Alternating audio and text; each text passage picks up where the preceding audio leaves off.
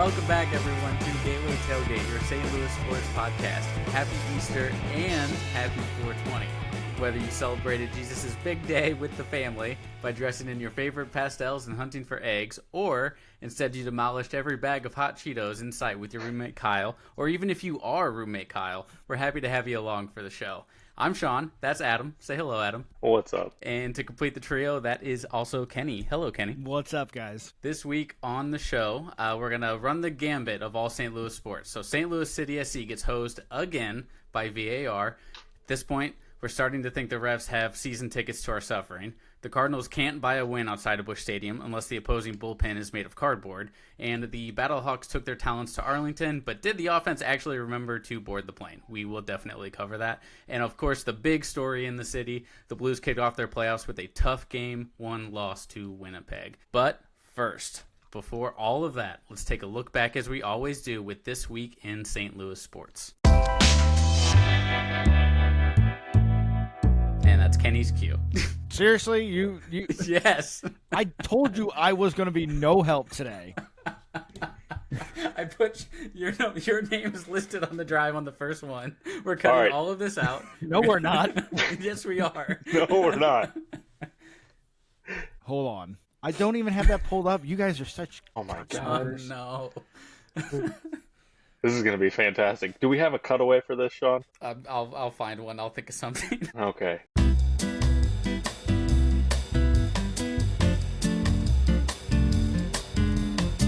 April 22nd, 2010, the St. Louis Rams draft 2008 Heisman Trophy winning QB Sam Bradford, first overall out of Oklahoma.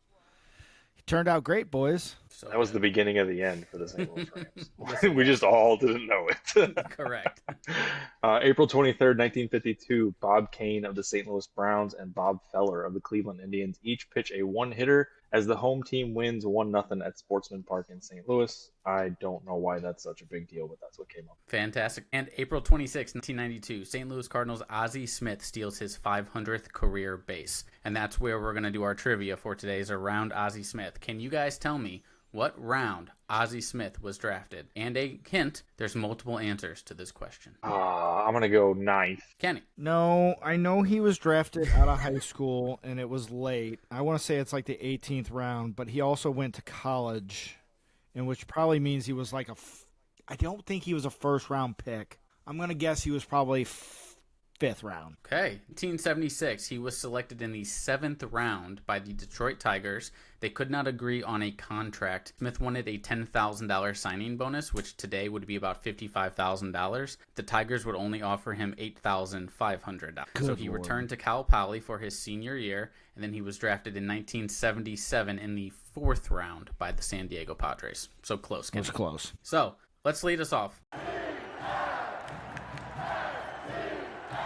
Adam? All right, let's get into last week. St. Louis City played on Saturday night. They showed up against Vancouver, and they actually played really well. I was quite pleased with their defensive performance, especially without Kessler being in the middle. We'll get to that here in a second. The offense looked pretty decent, but yet again, we are still trying to figure out what offsides means in the MLS, along with a lot of other things in the MLS, but this is the one that we saw locally. So let's start with the game. Game was pretty good, right, Sean? Game was good. It was back and forth. It was very close. At the end, both teams ended with very similar possession, pretty much 50-50 right across the line, pretty close to it. City had a ton of chances. Vancouver had a ton of shots. It was a good game.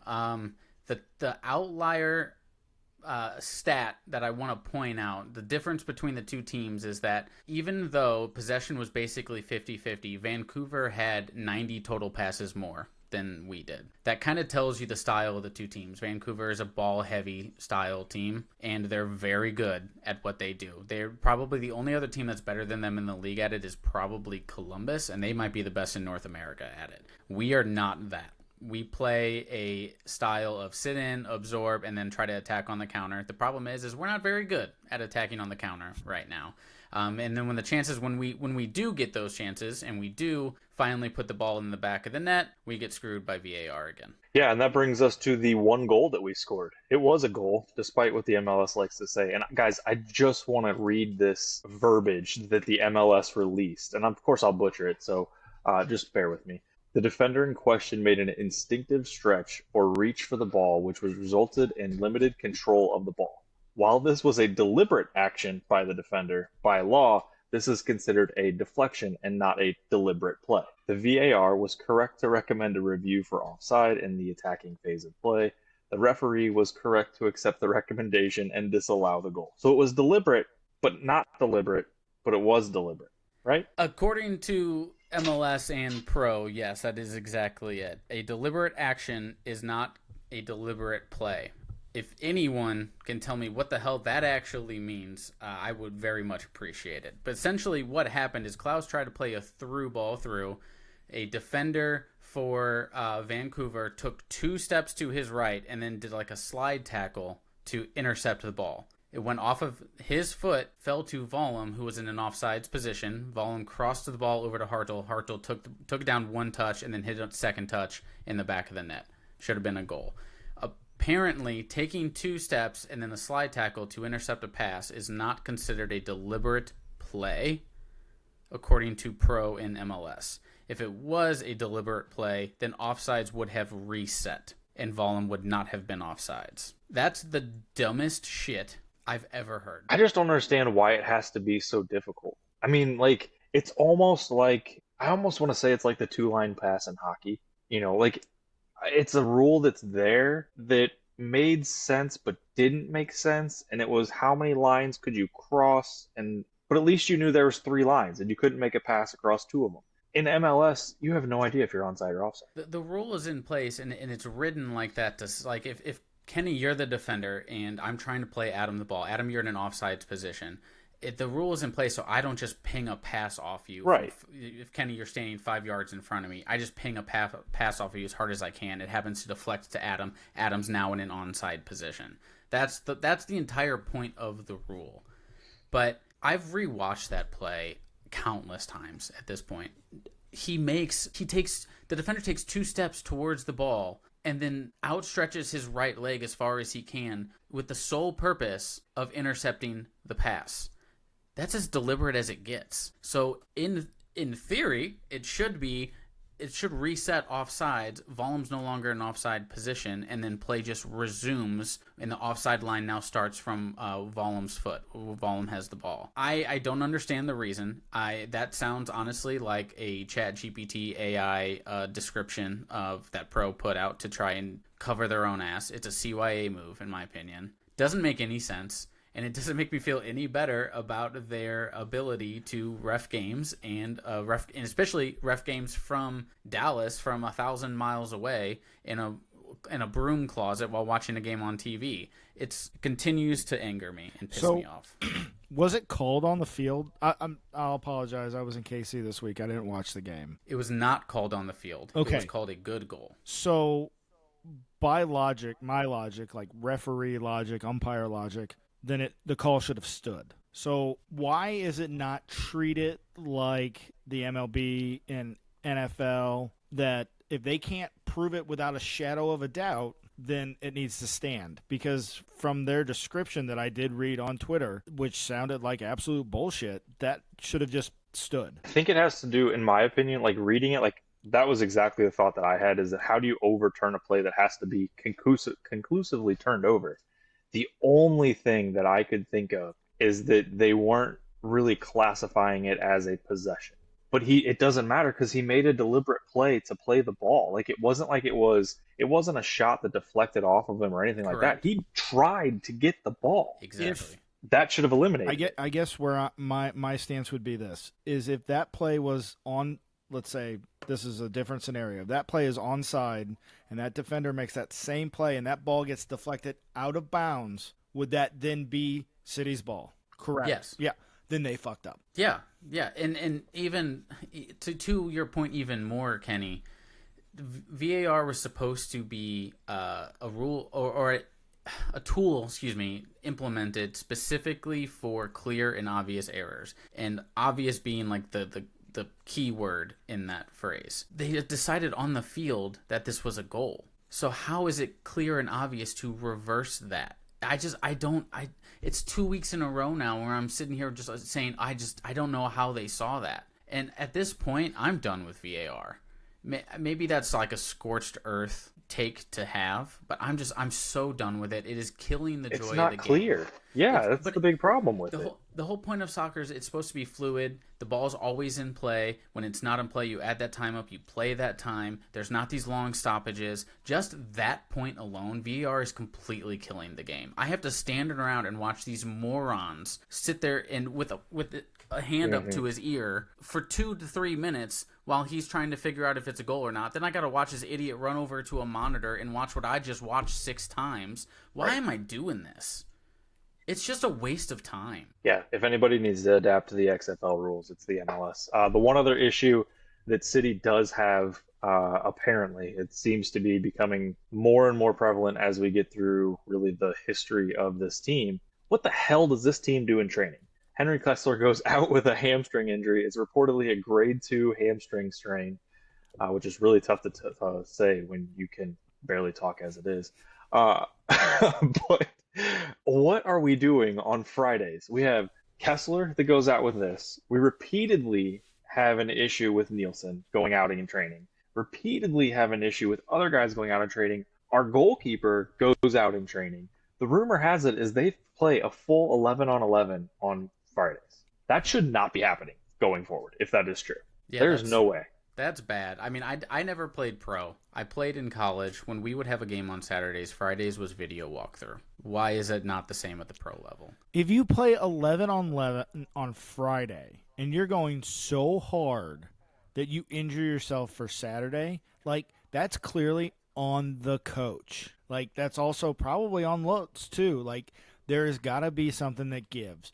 Quits doesn't send the boys out 11 on 11 Friday night before they got to play Oklahoma, right? Like, you do a walkthrough. And I get it. It's every pro team, college team does that. And I get it. It's a different game, but play 7 on 7, play 5 on 5. Do something that doesn't get these guys hurt. This is negligence at this point. I don't even think you need to play 7 on 7 or 5 on 5. You literally just need to set up scenarios and say, hey, this is where they like to progress the ball down this channel. Let's look for this. Let's play this through ball here and let's end this play. How would you guys react to it? Just something simple like that. Or sit in a film room. Like, they get filmed. It's available. Apple TV. There was this multi-billion-dollar media deal, so they have the film to watch. I don't get it. Next subject. It makes no sense to me. But let's go to the next subject and talk about a team that I'd like to see a few injuries happen to a couple specific guys, and that is the St. Louis Cardinals. This week, yeah, I'm saying it. I'll call them out here in a second. This week they go 2 of 3 versus Houston here at home, and then very similar to the Battlehawks, which we'll get to here in a minute. There was a flight with the Cardinals on it to Queens. They may or may not have actually played. I'm not totally sure. They got swept in New York, which brings their overall road record to start the year to a whopping 1-9 to start this year. They were able to hit. They hit pretty well. They put up some runs. They got shut out in one game, but other than that, they did pretty well. Starting pitching was manageable. I mean, Liberatore had a decent outing. Michaelis actually had a pretty decent outing. He's one of the guys I still wouldn't care if he got hurt. The bullpen is absolutely atrocious. You have to get rid of Ryan Fernandez. He has a 9 ERA, and we keep throwing him back out there. It is the dumbest move that we can possibly do. This bullpen has cost the team at least 4 games off the top of my head. Those are all extra inning games. I'm pretty sure we're 0-4 in extra inning games. I believe that right now the Cardinals are 9-13 as we sit. This team, I've been saying it, they're either going to win 90 or lose 90. We're losing 90. I'm calling it now. I mean, that's also, again, I think the one thing we hammer with the Cardinals is the fundamental, like the fundamental failures of the front office. Like in Ali Marmol, like you keep on running guys back out there. I was talking to my father-in-law about this weekend. You know what made Tony La Russa great? Tony La Russa put his players in the positions where they were best going to excel. Did they always do it? No, sure, that's baseball. But when it mattered the most, they excelled. And Ali Marmol is just not capable of doing that. And I don't know what it's been, and maybe it's Mozeliak saying, I'm going down with the ship, and we're going to go down together. But this is ridiculous. Like, come on, man. How about you get not you get Mason Wynn hurt. Let me rephrase that. Mason Wynn gets hurt, and because you don't keep a middle infielder, you're burning guys. Like, I'm very frustrated when it comes to the St. Louis Cardinals. I'm so glad I can't I got watch nothing. them. Yeah, I got nothing on the Cardinals. I mean, I love watching it. I just like watching baseball. I think it's always going to be fun to watch. But the downside to watching this team is exactly that. You have a bunch of guys that are in a position to not succeed, to not be able to do anything that is possible. In today and age's league, you have to have guys that throw strikes and get strikeouts. Cardinals currently do not have that, probably outside of Sonny Gray. That's the stat that jumps out for me. Where do you guys think they rank in the league as far as strikeouts How go? many teams are in the league again? I'm sorry. Is it 30? There's 30. I bet they're 27, 35th. 28. They are 26. They have 158. If you're curious, the Chicago White Sox are 27th with 156. That's the type of teams that we are associating with around this time of year. That's the stat that jumps out to me. If you're not striking guys out, you're not going to win baseball games. Well, Yeah. And No, and the sad part, oh, sorry, Kenny. The sad part about it is they are a top 7 offense overall. Yes. Well, this is what we talked about with the Blues. I believe Adam and I did the playoff preview. Is you've dropped a lot of games at the beginning of the year that could have been very, very important to you, and the Cardinals are going to do that. I mean, they're doing that right now. So even if this team somehow clicks by June, All-Star break, they're done. They're done in the water. It doesn't matter. This team, no matter what, unless somehow we are 10 games up come the All-Star break, you sell. You trade Ryan Helsley. You contemplate trading Sonny Gray if you can. You see if you can get $35 million a year. Yeah, you trade him. Yeah, anything that you can get, you try to get it. Like, I am not a huge fan of the tank. I would support it because now I get to see the guys. Like, and I know that right down in AAA they're struggling right now because they have a lot of guys that are out. They're pitchers with shoulder and elbow injuries, and that's going to happen. Especially with young guys, they're going to get shoulder injuries. They're going to get elbow injuries. I think Tim Kent's is out. I believe Quinn Matthews, his velocity is down like 4 or 5 miles an hour, so you know that he's hurt. But I want to see these guys play. Like, I want to see the kids pitch. What's the point of having a new GM come in that is going to be developing kids? And that's the whole point of bringing this guy in, and we aren't going to get to see the kids play. Might as well do it this year. Why wait until next year if the team's going to suck anyway? The division is still winnable. Maybe that's what they're thinking, even with 4-game slide. They're always thinking. I know, but they're 9-13, 4-game slide. They're still 4 games back in the division. Yeah. It's very early. But the problem is that every other team outside of probably the Pirates is giving you glimpses of what they could potentially be. Like, I mean, the Cincinnati Reds just put up 24 runs today. The Chicago Cubs have gone toe-to-toe with the Dodgers in 2 different series to start the year. So I'm all for cutting salaries. I think Sonny Gray is making $35 million a year. I don't think even if he goes out and wins you 20 games, this team's still going to be below 500. So I don't see how that benefits you in the future. That's what we should be caring about, is the future. I think our biggest problem as Cardinal fans is most of us are Blues fans, and Army's ability to react on the fly has really like shown the errors of Mo's way, right? Like, you're supposed to be in a rebuild, and yet you don't trade Arenado, you don't trade Helsley. We're talking about trading Sonny Gray, and they won't. Like, we know what's going to happen. Well, he's what, 30 years old, somewhere 33, 34 years old, $35 million a year. There's not a lot of teams that are going to take that contract on. Sonny Gray's that I mean, old? it's not too bad on term though. I mean, I think he's got 2 years after this year, so it's this year and 2 more. Yeah. But if you get a guy that can go to a playoff team that is a high teens starting pitcher as far as wins, I mean, there's teams that'll take that in a heartbeat. I mean, there's a lot of talk locally, and I don't believe it, that Sonny Gray is our ace, and he's not an ace. He's a number 2, which is fine. There's no issue with him being a number 2. He's not an ace. On any other team, any other good team, he's not an ace starter. That's fine. He's a really, really good pitcher. Supposed to be Matthew Livator, and they fucked him up. And they messed him up. Yeah. Here's a stat real quick for you guys. Against teams that are better than 500 right now, the Cardinals are 5-11. Makes sense. You couple that with, say, the Chicago Cubs, who are 11-10, and a handful of those are against the LA Dodgers, who spent $2 billion this last offseason. That's where the division is won and lost, and that tells you how far this team has to go to catch a team like the Chicago Cubs that, in my opinion, actually isn't even that good. They're just better than everybody else in the division, which isn't saying much. Yeah. The good news is that it's a 162 game season. We've only played 22, so there's 140 games left. We could go 140. Still 140 of them left. Yeah, there is still 140 to go. And like as fans, it's really hard not to overreact to this kind of stuff. Like that's kind of like why we're here, right? We are fans, but like, did anything you just saw against that series against Mets make you think that this team could bounce back from that? Anything? No, not a chance in hell. No. All right, let's go to another team that has a massive thing that they're going to have to bounce back from. The Battlehawks are in Arlington, right? Is that where they were? They got, let's just say, manhandled 30-15. The only person that showed up is the kicker. He was the only one that was able to score points. And we lost our quarterback. Manny Wilkins goes out with a leg injury in which he had to get an air cast put on the field and carted off the field. But have no fear, Max Duggan is here, and he can do the exact same thing that Manny Wilkins can. He threw it to the other team twice. So it wasn't that good. Our running game that was strong to start is now not strong. Our quarterback is terrible. I want AJ McCarron back. I don't care if he can't run the football and he just stands back there like a statue. But my God, this team. We went from potential of being one of the best teams in the UFL to being what is probably the worst team in the NFL real quick. Memphis still exists. Oh, that's true. I forgot about them. Yeah.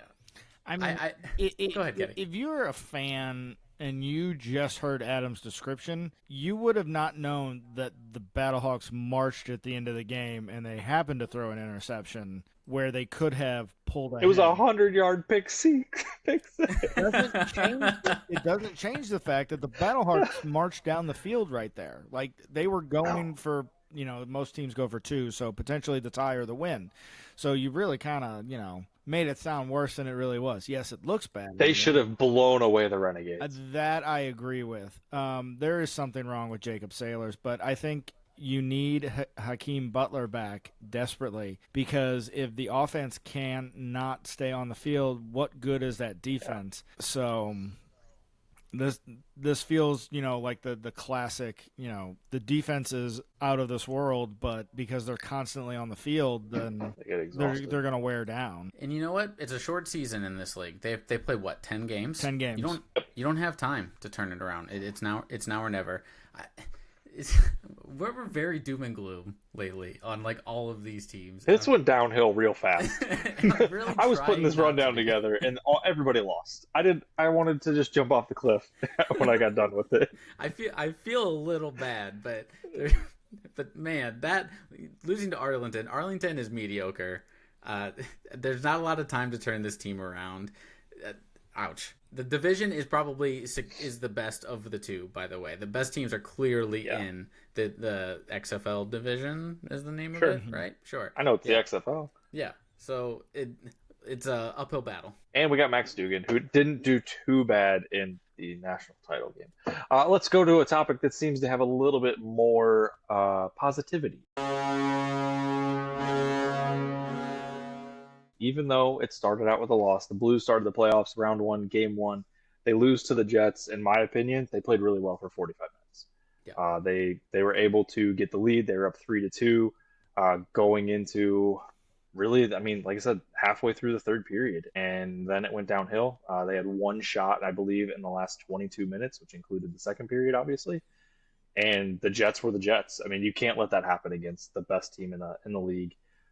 You can't get stupid penalties. Looking at you, Zach Bolduc, or Bolduc, as they wanted to start announcing it, which was terrible. Also, side note, TNT, what the hell are you doing having your very first playoff broadcast be a remote broadcast? We're better than that. Come on. Insane. Let me tell you this. I don't know how much TNT paid for the NHL, but the NHL should try to void the contract. That is ridiculous. Ridiculous. I was so glad it was on FanDuel. As soon as I heard it, I was like, wait a second. You can't hear the crowd. This is remote. This is going to be terrible. And I switched to FanDuel immediately. You know what? Here's what I'll say. And clearly, I don't know, maybe I'm just in playoff mode. They didn't talk about the Blues at all. No. and it was really heavy Jets. So I wish I should have watched it on FanDuel. But here's what I'll say: you outplayed them for 45 minutes. You can do it. This series is not over, and it's going to go a long way. What you have to clean up is stupid penalties. That Neighbors penalty, first of all, wouldn't be called in the regular season, and getting called in the playoffs was a joke, but you still can't make that play. Yeah. Well, I think it was a makeup call for it was a penalty that allowed the Blues to get the first power play goal. That 100% was a penalty against the Jets. The dude just took him down in the offensive zone. But the Jets bitched so much in that situation. I think that slash was a makeup call. It absolutely seemed like it was. They talked about part of the game is them playing the refs, and Biz Nasty pointed it out that maybe the refs are jumpy too because it's the first playoff game of the year. But you have to be on your game, and that's where I will say this: the Blues. I think Tucker needs to be in the lineup, kind of jumping around. Was Tucker in the lineup, or who was the defenseman that got left off? It was Tucker, right? I think so. I don't remember. Yeah. Okay. You got to play Tucker. I know Letty and Sutter played. You got to get tougher. Two, you got to play smarter, right? You can't take dumb penalties like that. You can play with them offensively. Well, to the tougher point, the Blues played a heavy game for the first period and really into the second period as well. Really, the second period. The Jets flipped it on them. The Jets hemmed them in that third period. Blues could not get out of their own end to save their life, and that was clearly evident. The fact that, Adam, you said they had, one shot in the last 20 minutes? Is that right? Mm-hmm. Yeah. You felt that. They could not cross the blue line. You have to play, it's an old cliche, you have to play 3 periods to beat a good team like that. You have to play a complete game. The Jets are really good, guys. There was just a very good hockey team. Oh, yeah, 100%. I mean, you don't win the President's Trophy by accident, that's for sure. Exactly. There was just no drive. Once the third period started, it was dump and chase. And the bad part about it is when you play dump and chase, generally you have to go get the puck. They were just dumping it and turning around and going back in the other way. And that is because that not was their only work. Option to get out. They it could was. not get the puck out any other way. No, and they couldn't connect passes. And I even made something after the first period. It wasn't terrible, but they were all playing reactive hockey. Mm-hmm. There was no proactive about it. There was no make one pass to get open to make the next pass. There was none of that. Every play that they made was, I have the puck on my hand. Get that the hell out of here. I don't want this. It was a hot potato the entire time. And that is not going to work. That's not the team that had won 13 in a row. That's not the team that fought back since Four Nations. Kenny is 100% right. This series is not over. Usually am. Agreed. Yeah. If there would have been any sort of lack of play for more than 15 minutes of that game, I would say 100% Kenny's call and Jets in 7, mine and Jets in 6 is definitely going to happen. I still switch it. I think now there's a definite possibility it's Blues in 7, Blues in 6. I was actually, it was kind of really funny. I was sitting, my father-in-law's got this big theater room, and we're watching the TV, and they score, and I'm like, damn it! And the game ends, and I went, well, shit, and got up and walked away, and he kind of looks back at me and goes, I've watched you watch playoff hockey before. That was, that's a complete switch. And I was like, well, I got to think of it this way, they probably shouldn't be there, right? We were talking about a top 5 draft pick a couple weeks ago. So, yeah, that's true. I'm just going to take it for what it's worth. We get 2 home playoff games. Tom Stillman's going to get a bunch of money where, he's going to turn around and invest it in the team. So take it for what it's worth. I'm not going to sit here and be happy if they get swept. This will not be the same speech I give next week, but there were glimpses, right? You showed that you can score on the power play. You also showed that you could stop their power play. Yeah. Which, in high-pressure situations, I thought that Scheifele goal was a little fluky. Mm-hmm. They made it sound like he did that on purpose, and I'm sitting there watching, and I'm like, it got deflected. No way. That's why I didn't really, their first 2 goals were kind of fluky. The one got deflected, and, I was telling my father-in-law, you can never really blame the goalie on that. That's... No. Because you're tracking the puck and that's where it is, and then it moves on you. It is what it is. They've noticed that they can beat Hellebuck glove side. They have something. Yeah, and he knows it. Yeah, and he was leaning towards that way on one of on Kyrie's goal. I think it might have been. And Kyrie still put it perfect in a perfect spot. It was beautiful. Yeah. The Jets still scare me because I think this year is the one year they don't have to rely on Connor Hellebuck to save them in the playoffs. I think they are probably the most complete team right now. That's why they scare me. The Blues can compete with them. I'm just worried about them doing it over 7 games. Well, the good thing is they don't have to win 4 in a row. They only have to win 4 out of 6. True. You know, so that's going to be easy. I mean, yes, the last 15 minutes were rough, but one of those goals was an empty netter. You know, true. We have to look at that. And so the game was close, but play again on Monday. Let's see where we go from here. Look at us finding some positivity on this downer of an episode. Yeah, I'm with Kenny though. I mean, the Blues were not supposed to be here, and in reality, John Cena just kicked Cody Rhodes so hard he's never gonna have children again. No, yeah, I watched it and I stuttered in the middle of saying it. I'm shocked we made it 33 minutes before Kenny injected with the WrestleMania. And that puts us into our national spotlight. The national spotlight is WrestleMania. I'm not going to comment too much on it because there's a lot of it. The coolest part of it to me is holy crap.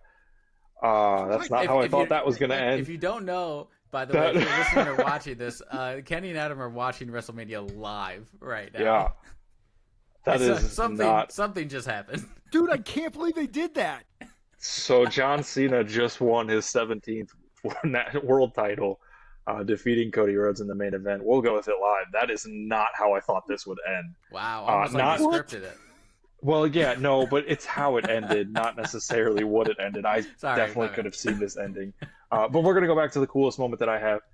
To me, the coolest moment is the St. Louis connection, and that is Randy Orton getting the open challenge because he did not have a match at WrestleMania. He issued an open challenge to the entire locker room, and nobody in the locker room decided to come out except for the TNA champion, Joe Hendry. And I'm pretty sure I just said his name and he's going to pop out somewhere.